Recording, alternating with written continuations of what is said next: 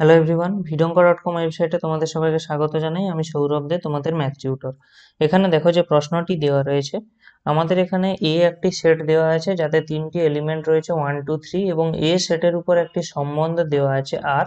তো আর সম্বন্ধটা কেমন? আর সম্বন্ধের মধ্যে দেখো কি কি রয়েছে, 1 1 1 2 এবং 2 1।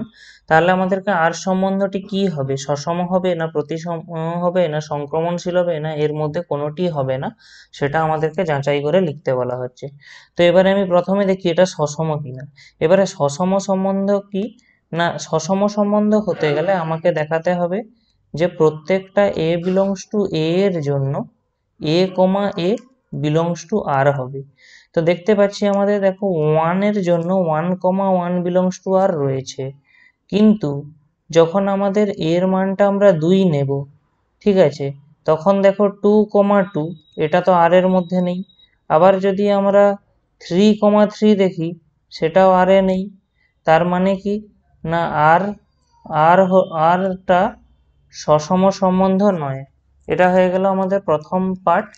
এবারে দ্বিতীয় পার্টটা দেখি যেটা প্রতিসম সম্বন্ধ কিনা। প্রতিসম সম্বন্ধ মানে কি না, যদি এ বি বিলংস টু আর হয়, এটা ইমপ্লাই করবে বি এ বিলংস টু আর। এটা হবে প্রতিসম সম্বন্ধ।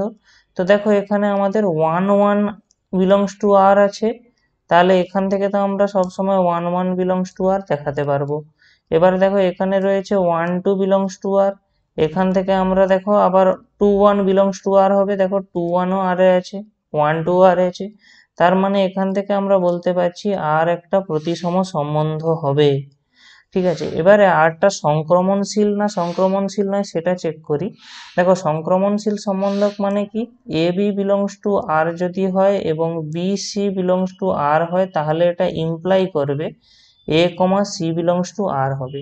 দেখো এখানে 2 1 বিলংস টু আর রয়েছে, আবার 1 2 বিলংস টু আর রয়েছে, কিন্তু 2 কমা 2 এটা কিন্তু আর এ নেই। তাহলে এটা কি ইমপ্লাই করছে যে আরটা আর সংক্রমণশীল নয়। তাহলে আমাদের এখানে কি হলো, আরটা আমাদের প্রতিসম সম্বন্ধ হবে, অর্থাৎ অপশন বি হবে সঠিক অ্যান্সার।